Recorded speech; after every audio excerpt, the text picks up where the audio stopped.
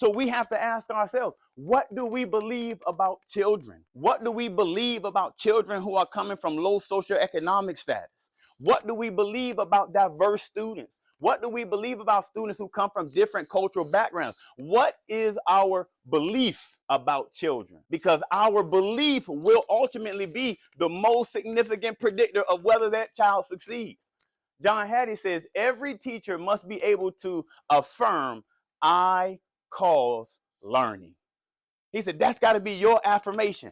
I cause learning. It doesn't matter what that child has been through in life. When they come into my class, that child is at an advantage because I'm their teacher. I'm talking about a different type of swagger. You got to go into the first day with those kids and let them know you're in the best class in the building. Not to offend any other teachers, because everybody should say the same thing. You should tell them you're in the best class. They got all of the smartest kids and they put them all in this class. Because when you infuse that belief in the students, you change the label that they might be coming in with. Some kids are actually coming in believing that they can't read. We have to reaffirm them. We have to speak life into them. We have to make them believe. We have to persuade them that they're capable. And that's what I mean by having an all-in mindset. We need every educator to be all in for children. What is a teacher with a purpose? Because I have tons of resources on this. I write about this. I got t-shirts on this. I'm convinced that we need teachers with a purpose. And I define a teacher with a purpose in two ways. Number one, it's a teacher who knows their why. You have to know your why. You have to know why you want to be in this profession. You have to know why you went to school and took 120 credit hours worth of courses just to be here. You have to know why you actually study for quizzes and assessments. And you had to take a licensure exam that cost you money. And some of us weren't successful the first time. So guess what we did? We paid again just to get into this profession. So you have to know your why, because there was something about you that gravitated to this work. And this work is demanding, but it's your why. Mark Twain says it like this. He said the two greatest days in life is the day you were born, and the second is the day you find out why. You got to know why you're here. You got to know what's your calling, what's your mission. This is your why.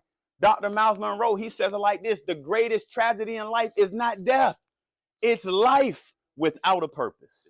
Number two, you have to believe in the life-changing power of education.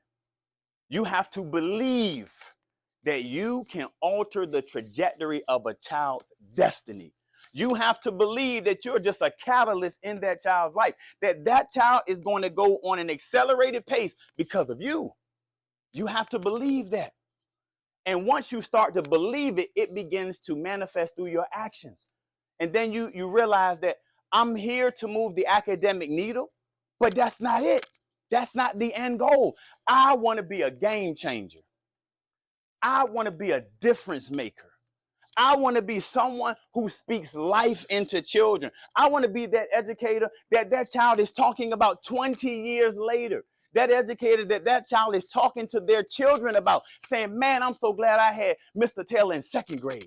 I'm so glad I had Miss Williams in third grade. That lady told me that I could do it.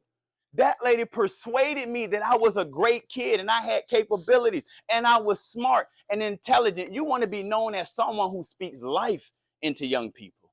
Because if I can be honest with you, kids are not going to be transformed by the curriculum. They're going to be transformed by your caring. It's not going to be the curriculum that they're like, oh man, that third grade curriculum was so awesome.